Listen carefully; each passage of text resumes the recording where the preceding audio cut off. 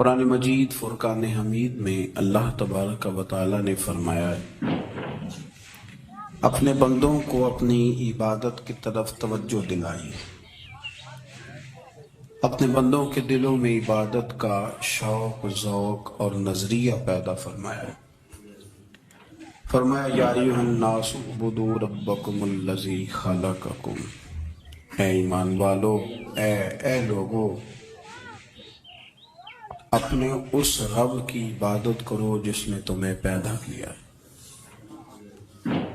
والذین من قبلکم، اور ان لوگوں کو بھی پیدا کیا ہے جو تم سے پہلے تھے۔ تمہیں عبادت کا نفع یہ ملے گا لعلکم تتقون، کہ تم پرہیزگار ہو جاؤ گے۔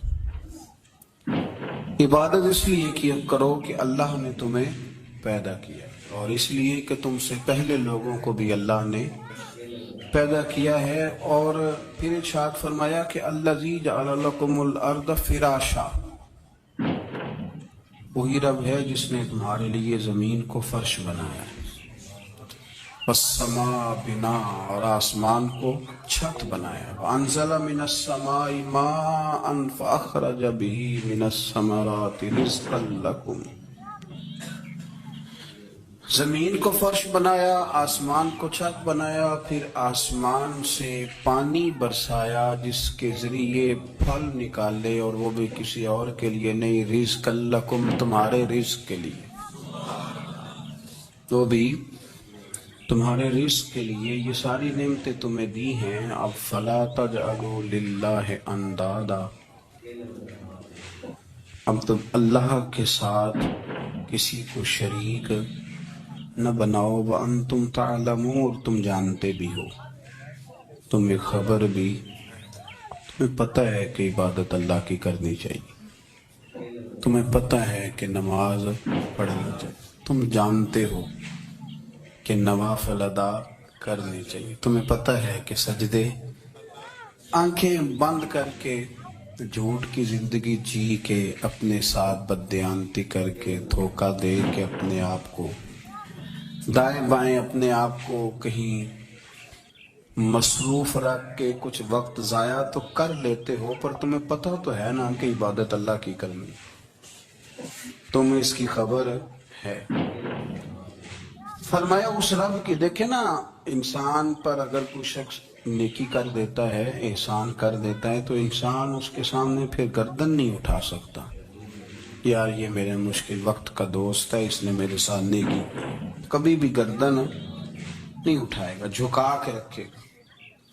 تو اگر عام کوئی نیکی کر دے تو اس کے سامنے انسان کبھی گردن نہیں اٹھاتا، تو جو رب ساری نعمتیں عطا فرمائے، جو کہے کہ تیری تخلیق میں نے کی، تجھ سے پہلوں کو بھی پیدا میں نے کیا، تیرے لیے زمین کا بچھونا بھی میں نے بچھایا، آسمان کی چھت بھی میں نے لگائی، تیرے لیے زمین سے ساری اناج کو، پھل کو، کھیتیوں کو نکالا بھی تیرے لیے، اب تو اس طرح کر کہ تو میری عبادت کر، تو میری بارگاہ میں جھک جا۔ بہت سارے نشے لوگوں کو لگے ہوئے ہوتے ہیں، ہر آدمی کوئی نہ کوئی نشہ کرتا ہے، کوئی دولت کا کرتا ہے، کوئی شہرت کا کرتا ہے، کوئی اپنی تعریف کا نشہ کرتا ہے، دو چار لوگوں سے تعریف سن کے مطمئن ہو جاتا ہے۔ ناراض تو نہیں ہو گیا اس جملے سے؟ آپ کرتے ہیں لوگ دولت کا نشہ بھی، یہ جب نقصان ہوتا ہے تو بندے بیمار نہیں ہو جاتے، پیسے ڈوب جاتے ہیں تو لوگ بیمار نہیں ہو جاتے، تو اس کا مطلب یہ ہوتا ہے کہ نشہ ٹوٹ گیا ہے۔ بہک ہوئے نا تھوڑے سے تو کانپتے ہیں، تڑپتے ہیں، پریشان، نشہ ہی اسی طرح ہی کرتا ہے نا، نہیں ملتا تو پریشان ہوتا ہے۔ یہ سارے نشے ہیں، مختلف قسم کا نشہ، ہم مانتے نہیں اس بات کو، تسلیم نہیں کرتے، کیونکہ تسلیم کرنا بڑا مشکل کام ہے، اس کے لیے تو بڑی ساری چیزیں جو ہے وہ دبوچ کے اور بڑی سارے رستے پھلانگ کے آنا پڑتا ہے، تو بڑا مشکل ہے ماننا، ورنہ کرتے ہیں ہم، ہمارا مزاج ہے۔ یہ گھومنے پھرنے کا، دنیا دیکھنے کا بھی ایک نشہ ہے، یہ بہت ساری باتیں کرنے کا بھی ایک نشہ ہے، گپ شپ کا بھی ایک نشہ ہے، دو چار لوگوں کی جب تک پگڑیاں نہ کھول لیں، بعض لوگوں کو نیند نہیں آتی. یہ غیبت کا، چغلی کا، بددیانتی کا یہ بھی ایک نشہ ہے. اس پر مولا رومی رحمت اللہ نے بڑا کلام لکھا ہے. وہ کہتے ہیں مانگ کے کھانے کا بھی نشہ ہے، مانگ کے کھانے کا بھی نشہ ہے. وہ کہتے ہیں کہ ایک بھیک مانگنے والی خاتون تھی، تو بادشاہ کے پاس بھیک مانگنے آئی تو بادشاہ کو پسند آ گئی، اس نے شادی کر لی. اب اس کو عادت تھی بھیک مانگ کے کھانے کی، تو وہ کنیزوں سے کہا کرتی تھی کہ فٹافٹ نہ روٹی لے کے آیا کرو، میں 2-3 دفعہ مانگوں تو پھر لایا کرو. چونکہ ایک نشہ ہے نا، تو میں مانگوں 2-4 دفعہ تو پھر. تو انسان بہت سارے نشے کرتا ہے، یہ مانتا نہیں. یہ موبائل، یہ فیس بک، یہ سارے نشے ہی ہیں. اپنی فوٹو لگا لینا، سارا دن اسی کو دیکھتے رہنا. اور بڑے بڑے سیانے بندے جو وزادار ہیں، بڑے وزادار لوگ ہیں، لیکن وہ بھی سنجیدگی کے قائل نہیں. کثرت عبادت، نوافل. ہمارے ہاں عمرے کی قراندازی محفلوں پہ ہونے لگ گئی ہے، حالانکہ حدیث سے ثابت نہیں. میں دوستوں سے کہتا ہوں جائز ہے، کرنی چاہیے. عمرے کی قراندازی جائز ہے، پر کسی حدیث میں نہیں آئی کہ قراندازی کرو، عمرہ کرو. حدیث میں قراندازی یہ آئی ہے کہ نبی پاک علیہ السلام نے فرمایا تمہیں پتہ چل جائے نا پہلی صف کا ثواب کتنا ہے، تم قراندازی کرو. عمرے کی قراندازی کا تو پوسٹر چھپتا ہے، تو یہ والی قراندازی کا بولیے ہونی چاہیے کہ نہیں. حضور نے فرمایا تمہیں پتہ چلے کہ اس کا ثواب کتنا تو تم قراندازی کرو، تم قرآن ڈالو. جب آپ نماز پڑھ رہے ہوتے ہیں، جب آپ کا مصلی آباد ہوتا ہے. صلاح الدین ایوبی، ایک بزرگ سے ملاقات ہو گئی، بیت المقدس پر قبضہ تھا عیسائیوں کا. تو صلاح الدین بڑے پریشان تھے. وہ بابا جی کہنے لگے پتر کیا ہوا؟ کہنے لگے حضور پتہ چلا ہے دشمن کے 2 بحری بیڑے اسلحہ لے کے آ رہے. مسلمان پہلے ہی کمزور ہیں، اور اب اگر 2 بحری بیڑے اور آ گئے تو حضور مسئلہ بن جائے گا. تو میں پریشان ہوں کہ کس طرح یہ کم مسئلے والی ہماری فوج ہے کیسے مقابلہ کرے گی. تو بابا جی کہنے لگے پتر اس طرح کرنا، آج رات تو بھی دعا کرنا اور میں بھی کروں گا. تو بھی دعا کرنا، آپ ناراض نہ ہونا. ہم تو پیروں والے، ہم تو پیروں کے نوکر غلام ہیں، ہمارا تو گزارا ہی نہیں، ہمیں تو ملتا ہے سارا کچھ وہاں سے. پر میرا سوال یہ ہے کہ تعویذ لینے جاتے ہو، نفل کیوں نہیں پڑھتے؟ رات اللہ اللہ کیوں نہیں کرتے؟ یہ بھی تو ہمارے بزرگوں کا ہی طریقہ ہے، انہوں نے تو ہمیں سکھایا ہے. صلاح الدین ایوبی سے بزرگوں نے کہا کہ رات آج نا اللہ اللہ کرنا، تو میں تیرے لیے دعا کروں گا، تو بھی دعا کرنا. تو بندہ جب دکھی ہوتا ہے تو سجدہ کرتا ہے، تو پھر ہی تو مصلی بھیگ جاتا ہے، پھر ہی تو مزہ آتا ہے. سکھی بندہ تو کعبے جا کے نہیں روتا. دکھی تھے، تکلیف تھی، تو سر رکھا سجدے میں تو تڑپ گئے. اور وہ بابا جی کہتے ہیں میں مسجد آیا تو صلاح الدین چیخے مار کے رو رہا تھا اور کہہ رہا تھا مالک میں کوئی اپنی شان کے لیے تو نہیں نہ لڑ رہا، اللہ کو میں کوئی قبضوں کے لیے تو نہیں لڑ رہا، مالک تیرے لیے لڑ رہا ہوں، مجھے بے آبرو نہ کرنا، میری مدد فرمانا. کہتے ہیں میں آیا تھا کہ مسجد میں دعا کروں گا، پر صلاح الدین ایوبی کو روتے دیکھا تو میں لوٹ گیا. تو سویرے صلاح الدین ملے تو بڑے خوش تھے. میں نے کہا پتر کیا ہوا؟ کہنے لگے حضور وہ بحری بیڑے 2 آ رہے تھے نا اسلحہ لے کے، دونوں ڈوب گئے پانی میں ڈوب گئے. تو بابا جی کہنے لگے صلاح الدین وہ پانی میں نہیں ڈوبے، وہ تیرے آنسوؤں میں ڈوب گئے، وہ غرق ہو گئے. وہ جو تو نے مصلی بات کیا تو وہ تیرے آنسوؤں میں ڈوب گئے، وہ غرق ہو گئے، وہ تباہ اتنے قیمتی تھے تیرے آنسو کے بہا لے گئے دشمن کے بحری بیڑوں کو. میرے بھائی ٹھیک ہو گیا جی، میرے عزیز سمجھ لیں اس بات کو ہمیشہ کے لیے، اور اس پر غور کرنے اچھے طریقے سے کہ میرے رسول کریم سید عالم صلی اللہ علیہ وسلم نے نا ہماری توجہ دلائی، حضور نے ہمیں بتلایا، ہمارا ذوق بڑھایا عبادت کی طرف. ایک صحابی تھے حضرت ابو فاطمہ رضی اللہ تعالیٰ عنہ، یہ ترمذی شریف کی حدیث ہے. نبی پاک علیہ السلام نے فرمایا ابو فاطمہ قیامت کے دن مجھ سے جلدی ملنا چاہتے ہو کہ دیر کے ساتھ؟ تو کہنے لگے حضور کون ہوگا جو دیر سے ملنا چاہے؟ ہم نے تو جان دے دی وعدہ دیدار پر. اعلیٰ حضرت فرماتے ہیں جان دے دی وعدہ اور نقد اپنا دام ہو ہی جائے گا. مجھے لگتا ہے کہ یہ سودا نقد و نقد ہو جانا ہے، چونکہ ہم نے جان دے دی وعدہ دیدار پر. آپ نے وعدہ کیا تھا کہ مریں گے تو پھر زیارت ہوگی، تو مر گئے ہم زیارت کی خاطر. جان دے دی وعدہ دیدار پر تو نقد اپنا دام ہو ہی جائے گا. اے رضا ہر کام کا ایک وقت ہے، دل کو بھی آرام ہو ہی جائے گا. تو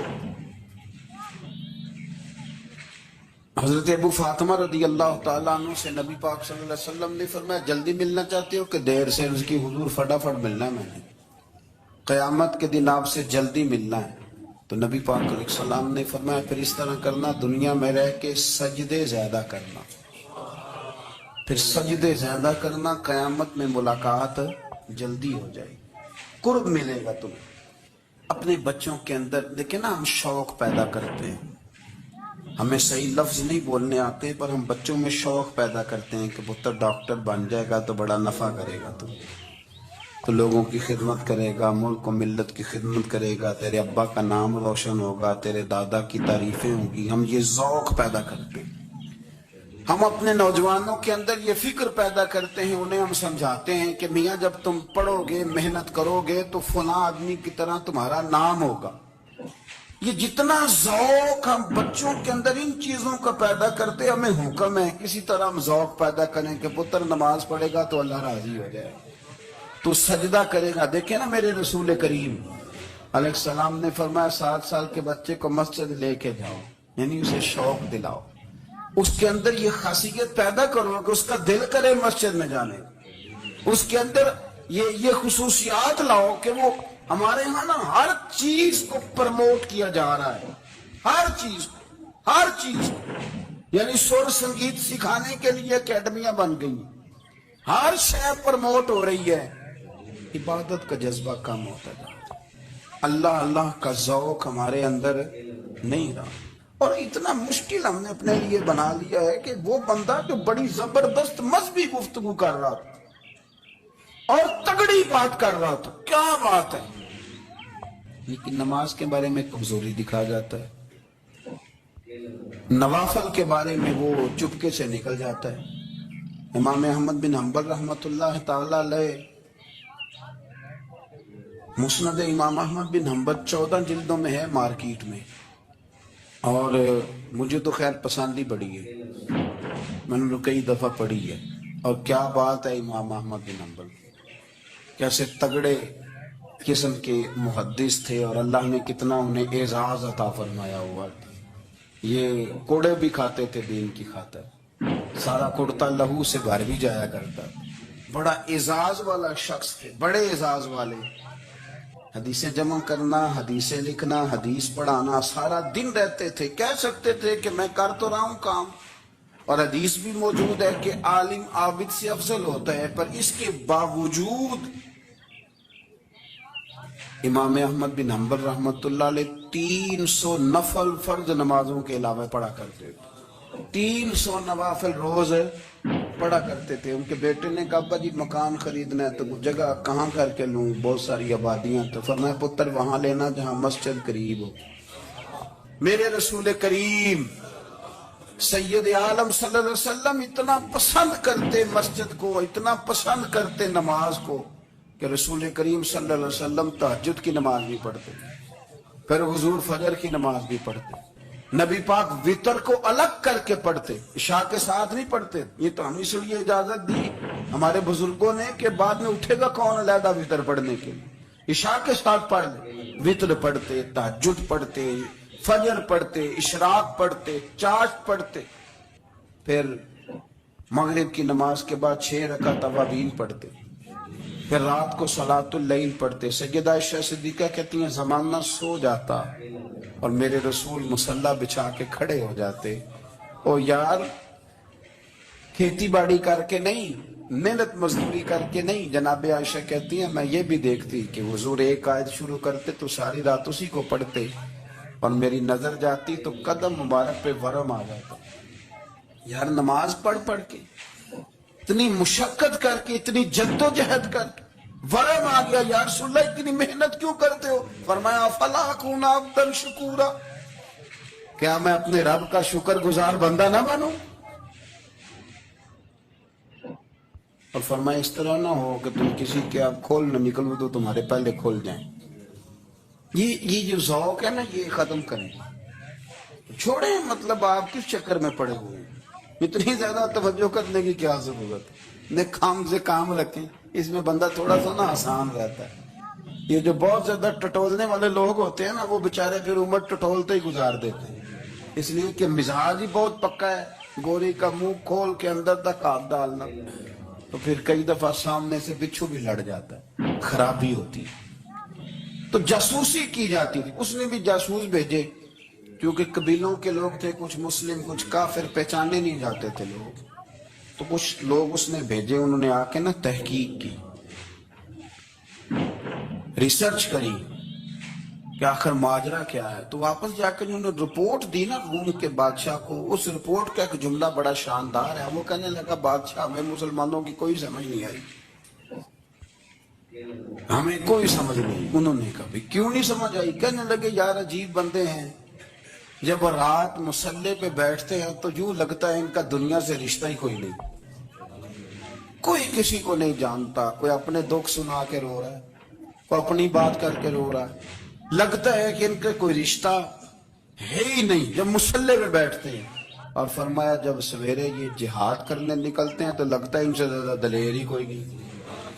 حالانکہ جو مسلوں پہ رونے دھونے کے لوگ ہوتے ہیں وہ کئی دفعہ جہاد میں کام نہیں کرتے، لیکن عجیب لوگ ہیں کہ رات کے راہب ہیں، دن کے مجاہد ہیں، کوئی سمجھ نہیں آتی۔ میرے عزیز، ان لوگوں نے مسلح آباد کر کے رکھا، تلاوتیں ان کا ذوق رہی، منظر روز پڑھنا، اسباق پڑھنا، وظائف پڑھنا، یہ ان کا ذوق رہا۔ اعلیٰ حضرت بریلوی رحمت اللہ نے 1000 کتاب لکھی ہے، لیکن الوظیفۃ الکریمہ کے نام سے جو وہ صبح و شام وظائف پڑھتے تھے، وہ الگ انہوں نے ان کو بیان کیا، پابندی کے ساتھ اپنی اللہ اللہ کرتے۔ شیخ شہاب الدین سہروردی رحمت اللہ علیہ اس پر ایک بندے نے اعتراض کیا، اس نے کہا جی آپ کس قسم کے صوفی ہیں، مرید بیٹھے ہیں اور آپ وہاں نفل پڑھ رہے ہیں؟ یہ بھی بڑا مسئلہ ہوتا ہے نا، جو بندہ ملنے آتا ہے وہ اپنے ٹائم کے حساب سے آتا ہے، اور اس کا یہ بھی خیال ہوتا ہے کہ پیر صاحب جو ہیں وہ چونکہ درویش ہیں تو نہ انہیں روٹی کھانی چاہیے نہ سونا چاہیے، چونکہ وہ درویش ہیں، اور ہم چونکہ درویشوں کے ماننے والے ہیں، لہذا ہمارا یہ طریقہ ہونا چاہیے کہ جیسے ہم کہیں درویش ویسے ہی کر جائے۔ حالانکہ جس کو آپ درویش کہیں گے آپ اس کی مانیں گے، آپ منوائیں گے نہیں، تمہارا مزاج ہوتا ہے۔ شیخ شہاب الدین پر لوگوں نے اعتراض کی، حضور لوگ ملنے آئے ہیں، زیارت کرنے آئے ہیں، یہ بندے دعا کرانے آئے ہیں، اللہ اللہ کرانے آئے، اور آپ نفل پڑھ رہے ہیں، کیا جملہ ہے، کیا حسن ہے، کیا خوبصورتی ہے۔ فرمانے لگے رب رسول سے مانگنے کے لیے مصلی بچھایا ہے، اگر وہاں سے مانگوں گا نہیں تو تمہیں دوں گا کیا؟ پہلے مجھے کچھ لے تو لینے دو، اگر میرے پلے کچھ شے ہوگی تو آگے دوں گا نا، تو میں مانگنے گیا تھا کہ یا اللہ دے، تیرے بندے لینے آئے ہیں، دے تو میں کچھ لوں گا تو آگے دوں گا نا۔ لیکن ہمارا یہ سٹیٹس، یہ مزاج، یہ شعور نہیں ہے۔ گپیں، کہانیاں، داستانیں، گفتگو، خطابت، واز، کیا بات، لیکن اگر کچھ کرنے کا کام ہو تو وہ نہیں ہم سے ہوتا۔ میرے نبی کریم علیہ السلام نے مصلی سے دل لگانے کا درس دیا، حضور نے توجہ دلائی، صحابہ اس ذوق کے حامل لوگ تھے، وہ کوشش کرتے تھے۔ جناب صدیق اکبر رضی اللہ تعالیٰ عنہ کا عبادت کا مزاج ہمیشہ قائم رہا۔ حضرت عمر فاروق ساری رات اللہ کے حضور کھڑے رہے۔ حضرت عثمان غنی رضی اللہ تعالیٰ عنہ عشاء کی نماز پڑھ کے 2 رکعتوں کی نیت باندھتے تھے، 15 سپارے پہلی رکعت میں پڑھ دیتے اور 15 سپارے قرآن مجید کے دوسری رکعت میں پڑھ دیتے۔ آپ نے نا حضرت عمر فاروق کے وصال کے بعد ان کی ایک بیوہ سے نکاح کیا، حضرت عثمان غنی نے نکاح کیا۔ وہ خاتون آپ کے نکاح میں آئی تو عرض کرنے لگی، امیر المومنین میرے لیے اعزاز تو بہت ہے کہ میں امیر المومنین کی بیوہ تھی تو امیر المومنین کی منکوحہ ہو گئی، لیکن حضور نہ تو میں جوان ہوں کہ میرے اندر رغبت ہوتی اور نہ میں اب اس قابل ہوں کہ کوئی خدمت کر سکوں، میرے ساتھ نکاح کی وجہ کیا بنی؟ تو عثمان غنی رو پڑے، فرمانے لگے میں نے عمر فاروق کو مسجد میں اپنے رب سے ڈرتے ہوئے دیکھا، میں نے اسے روتے ہوئے دیکھا ہے، عدل کرتے دیکھا ہے، انصاف کرتے دیکھا ہے، امت کی خیر خواہی کرتے دیکھا۔ تمہارے ساتھ نکاح اس لیے کیا ہے کہ تم مجھے یہ بتاؤ کہ عمر فاروق گھر کے اندر اپنے رب کو کیسے راضی کرتے، گھر کے اندر کیسے راضی کرتے تھے، وہ طریقے بتلاؤ، تم بتاتی جانا اور میں بھی اسی طرح گھر میں عبادت کروں۔ میرے رسول کریم علیہ السلام نے ارشاد فرمایا، حضور فرمانے لگے جس گھر میں اللہ کا ذکر ہوتا ہے وہ گھر زندوں کا ہے، اور جس گھر میں رب کریم کا ذکر نہیں ہوتا وہ گھر زندوں کا نہیں ہے۔ گھر نا ہم نا کتابوں میں پڑھتے ہیں کہ ایک بزرگ کہتے ہیں، حضرت فضیل بن عیاض کہتے ہیں کہ میں ایک گلی سے گزر رہا تھا تو گھر کے اندر کسی قاری صاحب نے قرآن کی آیت پڑھ دی، ولی من خاف مقام ربہ جنتا، میں تے میرے کانوں سے ٹکرائی تو اللہ نے میری کایا ہی پلٹ دی، میں توبہ کر گیا۔ اب گھر کے اندر سے آواز آئے تو صحیح نہ تلاوت کی، تو اندر سے آواز آتی نہیں ہے، ڈیک بجنے کی آواز آتی ہے، یا ٹی وی چلنے کی آواز آتی ہے، یا دھوم مچانے کی آواز آتی ہے۔ عبادت کا وہ جو خاص شوق تھا، وہ جو حسن تھا، وہ جو توانائی تھی، وہ جو بات تھی۔ ایک جگہ پہ ہم بیٹھے تھے تو وہاں ایک صاحب آئے، انہوں نے آتے ہی کہا کہ مہربانی کریں ذرا مجھے مصلی دے دیں، میرے نہ کچھ نفل رہ گئے۔ تو میں نے وضو کر لیا تو کوئی مصلی مل جائے، مصلی انہیں دے دیا گیا، وہ مصلی لے کے چلے گئے تو پیچھے ایک صاحب نے تبصرہ کیا، کہنے نے کتنا ریاکار بندہ ہے، لوگوں کو دکھا رہا ہے کہ میں نفل پڑھتا ہوں، ہے کو بات کرنے میں۔ میں نے اسے کہا، میں نے کہا تو مہربانی کرنا اس طرح کی ریاکاری تو بھی کر، پکڑ مصلی اور جا تو بھی تھوڑی ریاکاری کر کے آ، اٹھ ذرا، شکر کر کوئی یہ ریاکار بھی ملا ہے، کوئی نفل پڑھ کے ریاکاری کر رہا ہے۔ اللہ کا میں کہتا ہوں کو پڑھے تو صحیح نہ، یار یہ کوئی دور ہے نفل پڑھنے کا، اس میں تو لوگوں کا مزاج ہی نہیں، طبیعت ہی نہیں۔ میں نے کہا چل مہربانی کر یہ لے مصلی اور تو بھی جا تھوڑی سی ریاکاری کرو تو صحیح نا، مزاج ہی نہیں، ذوق۔ جمعے کی نماز پڑھ کے یوں دنیا بھاگتی ہے، ہو پتہ نہیں کون سی پیچھے آگ تھی جو بجھائی جائے گی، اور آج تک لوگ مسئلہ پوچھ رہے ہیں کہ جمعے کی بعد والی سنتیں کتنی ہوتی ہیں۔ میں نے کہا کتنے سال ہو گئے جمعہ پڑھتے، کتنے سال ہو گئے، ابھی تک سنتوں کا نہیں پتا، ابھی تک نہیں علم کے پہلے کتنی رکھتے ہیں اور بعد میں کتنی رکھتے ہیں۔ فجر کی سنتیں کب پڑھنی چاہیے، سنو فجر کی سنتوں کے بارے میں۔ میرے رسول کریم سید عالم صلی اللہ تعالی علیہ وسلم سے ایک صحابی نے پوچھا تھا، حضور میری فجر کی سنتیں رہ گئیں یا رہ جاتی ہیں تو حکم کیا ہے؟ کیا انداز ہے حضور کا، بخاری مسلم کے لفظ سنو۔ حضور سید عالم صلی اللہ علیہ وسلم فرمانے لگے، اس نے کیا پوچھا تھا، حضور جواب کیا دیتے، فرمایا فجر کی سنتیں کبھی نہ چھوڑنا، فجر کی پہلی 2 سنتیں کبھی نہ چھوڑنا۔ یا رسول اللہ صلی اللہ تعالی علیہ وسلم میری رہ گئی ہیں، رہ جاتی ہیں، فرمایا فجر کی 2 سنتیں نہ چھوڑنا، فرمایا فجر کی پہلی 2 سنتیں مجھے دنیا اور دنیا کے اندر جو کچھ ہے وہ سب سے زیادہ پیاری ہے۔ فجر کی 2 سنتیں دنیا اور دنیا میں جو کچھ ہے مجھے وہ سب سے زیادہ پیاری ہیں، اس لیے فجر کی سنتیں نہ چھوڑنا۔ اپنا ذوق، اپنی طبیعت، ہم نے نا ذوق غلط بنا لیا۔ اگر 20 بندے کہہ بھی دیں گے تو نے بڑی شاندار تلاوت کیا تو کیا اس سے بنے گا، 100 بندہ کہہ بھی دے تیری کیا بات ہے، کیا بات ہے نعت خاں کی، کیا بات ہے علامہ صاحب کی، پیر صاحب کی، پیر مہر علی شاہ صاحب رحمت اللہ علیہ۔ آپ تشریف فرما تھے تو آپ کے ایک ہی بیٹے بابو جی جن کو کہا جاتا ہے، جس دن صاحبزادے پیدا ہوئے تو خادم نہ وہاں سے نکلا۔ ان لوگوں کے شوق اور طرح کے تھے نا، تو ان کی توجہ بھی اپنے شوق کی طرف رہتی، تو خادم نکلا اندر سے، پیر صاحب مبارک ہو، پیر صاحب مبارک ہو، پیر صاحب مبارک ہو، پیر صاحب مبارک ہو، شور کر رہا ہے۔ تو پیر صاحب کو وجد ہو گیا، اللہ اکبر، اللہ اکبر، اللہ، وہ کیا ہوا، کس بات کی مبارک دے رہے ہو؟ اس کی حضور اللہ نے بیٹا دیا، تو آپ فرمانے لگے اچھا حضور آپ کیا ہوا، آپ تو پریشان ہو گئے؟ فرمانے لگے جب تم نے 3 دفعہ کہا نا مہر علی کو مبارک ہو، تو میں سمجھا تھا شاید تجھے کسی نے بتا دیا ہے کہ مہر علی سے اللہ راضی ہو گیا۔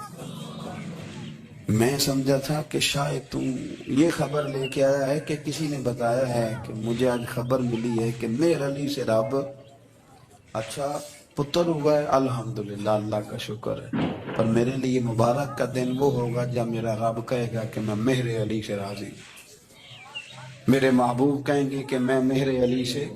آپ بات کو سمجھیں، شوق ہی کسی اور طرف تھا، دل ہی کہیں اور لگا ہوا تھا، طبیعت ہی کہیں اور مائل تھی۔ کوئی وظیفہ پوچھتے تھے تو پڑھتے تھے وہ لوگ، کچھ اللہ اللہ انہیں بتائی جاتی تھی تو کرنے کا ذوق رکھتے تھے، طبیعت تھی، قائل تھی۔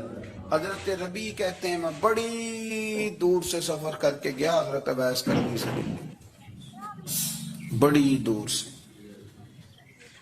اور جب میں پہنچا تو فجر کا وقت تھا، تو حضرت اویس کرنی کو میں نے پا لیا، تو وہ نماز پڑھ کے نا قرآن شریف لے کے بیٹھ گئے۔ فرماتے اشراق چاشت کا وقت ہوا تو نفلوں کی نیت باندھ لی۔ محدث ابن الجوزی نے لکھا ہے، فرماتے ہیں پھر جب زوال کا وقت ہوا تو مسجد میں جھاڑو دینے لگ گئے، ظہر کی نماز پڑھ کے تو عصر کی تیاری تک وہ مسجد میں بیٹھے رہے۔ اور میرے نبی پاک علیہ السلام نے فرمایا جو نماز کے انتظار میں بیٹھا ہو وہ نماز ہی میں ہے، وہ نماز ہی میں ہے۔ فرمایا میری دنیا، میری امت کی جو رہبانیت ہے نا وہ اتنی ہے کہ نماز کا انتظار کرے، اذان کے بعد نماز کا، یہ راہب ہیں، یہ اس وقت چھوڑ کے بیٹھے ہیں سارا کچھ۔ فرماتے ہیں عصر تک انہوں نے اللہ اللہ کی، پھر مغرب تک کی، عشاء کی نماز ہوئی تو وہ نماز پڑھی تو وہ تھک گئے، اب مجھے وہ فارغ ہو، مصلی چھوڑے تو میں ملاقات کروں نا۔ یہ آپ حیران نہ ہو کہ اتنی دیر بندہ کیسے اللہ اللہ کر، ہم نے کی نہیں نا اس لیے ہم پریشان ہیں، جو عادی ہوتے ہیں وہ کر بھی لیتے ہیں، وہ یہ کام۔ میری بات کی سمجھ آ رہی ہے؟ جب جاتے ہو کسی دفتر میں تو 8 گھنٹے کھڑے رہ لیتے ہو نا، مجبوری ہوتی ہے تو کھڑے رہا جا سکتا ہے۔ پاسپورٹ کے دفتر بولیے، امیگریشن کی لائنوں میں، اور میں نے تو امبیسیوں میں بندے 12 گھنٹے پہلے جا کے کھڑے دیکھے، رہ لیتے ہیں کھڑے۔ تو اگر ان کاموں کے لیے رہا جاتا ہے تو اللہ رسول کے لیے بھی کھڑے رہا جا سکتا ہے۔ تو فرمانے لگے کہ جب عشاء کی نماز کے بعد آخر انسان تھے، تھک گئے، نیند کا غلبہ ہوا تو تھوڑی ایسے آنکھ بند ہوئی تو کھلی تو رونے لگے۔ حضرت اب ایسے کر دیا، رو کے کہنے لگے مالک مجھے غافل تو نہ کر، ابھی میں نے کیا بھی کچھ نہیں، دن ختم ہو گیا، کوئی نفل نہیں، کوئی اللہ اللہ نہیں، اللہ مجھے غافل نہ کر، میری مدد فرما۔ فرماتے ہیں جب وہ روئے تو میرے ساتھ جو شخص تھا میں نے کہا اٹھو چلیں، کہنے لگے حضور ملنا نہیں، فرمایا جو میں لینے آیا تھا وہ مجھے مل گیا، جو میں ان سے سیکھنے آیا تھا وہ مجھے نصیب ہو گیا، اب اور میں نے کیا لینا، ختم ہو گئی بات، اٹھو چلیں۔ اللہ کے بندوں نے حضرت ربیعہ بن کعب اسلمی رضی اللہ تعالیٰ عنہ فرماتے ہیں، کہتے ہیں جب بنو قریظہ اور بنو نذیر یہودیوں کے ساتھ حضور علیہ السلام نے جنگ کا اعلان فرمایا تو وہ دشمن ہو گئے، ہمیں خطرہ تھا کہ وہ رات کو کہیں محبوب کو تکلیف نہ دیں، تو کچھ لوگ نا تلواریں لے کے نبی پاک کے دروازے میں پہرے داری کرتے تھے۔ گن مین رکھنا حرام نہیں، اگر کسی کو واقعی خطرہ ہو تو اس کے لیے سنت بھی ہے۔ حضرت علی المرتضیٰ تلوار لے کے حضور کے گھر کا پہرا دیتے تھے۔ حضرت ربیعہ بن کعب اسلمی رضی اللہ تعالیٰ عنہ فرماتے ہیں کہ رات میری ڈیوٹی تھی کہ میں حضور کے گھر کا پہرا دوں گا، تو فرماتے ہیں میں باہر سن رہا تھا، ساری رات ہی میرے نبی پاک نے اللہ کی تسبیح پڑھی، ساری رات، کبھی تسبیح، کبھی تحلیل، کبھی تحمید، کبھی تکبیر، ساری رات۔ فرماتے ہیں ساری رات حضور پڑھتے رہے اور ساری رات ہی میں سنتا رہا، مجھے اونگ آ گئی، میری آنکھ لگ گئی، حضور ابھی پڑھ رہے، میں تھک کے سو گیا۔ اور فرماتے ہیں جب میری آنکھ دوبارہ سے کھلی تو میرے کانوں میں پھر کوئی چیز گونجی، تو میں نے کان لگایا تو میرے حبیب ابھی بھی اللہ کو یاد کر رہے، ساری رات حضور رب کی عبادت کرتے سو۔ اسی لیے تو کہا یا ایھا المزمل قم اللیل الا قلیلا، ابھی ساری رات تو نہ جاگا کر، تھوڑا آرام بھی کر لیے گا۔ میرے بھائی اپنا مصلی، اپنی عبادات، اپنے وظائف اللہ اللہ جو آپ نے کسی سے سیکھی ہے اس کو کبھی کمزور نہ ہونے دیں. شجرہ شریف جو کسی بزرگ سے آپ لے لیتے ہیں تو کیا رسم ہے کوئی؟ اس پہ کچھ لکھا ہوتا ہے، وہ پڑھنے کے لیے دیا جاتا ہے. اس پہ لکھا ہوتا ہے کہ یہ اللہ اللہ آپ نے کرنی ہے. ساری زندگی کسی اسکول میں داخل ہو گئے اور وہاں جا کے آپ نصاب ہی نہ پڑھیں، کتاب ہی نہ کھولیں تو پاس ہو جائیں گے؟ وہ کہتے ہیں میں 20 سال جاتا رہا ملا کچھ نہیں. تو آپ نے لیا کیا؟ ایک اتنی سی کتاب تھی، اس کو تو کھول کے آپ دیکھ نہیں سکے، اس کے وظائف تک تو رسائی نہ ہوئی. اس لیے کہ اللہ اللہ کرنا مشکل ہے اور تصویر کھنچانا یہ آسان.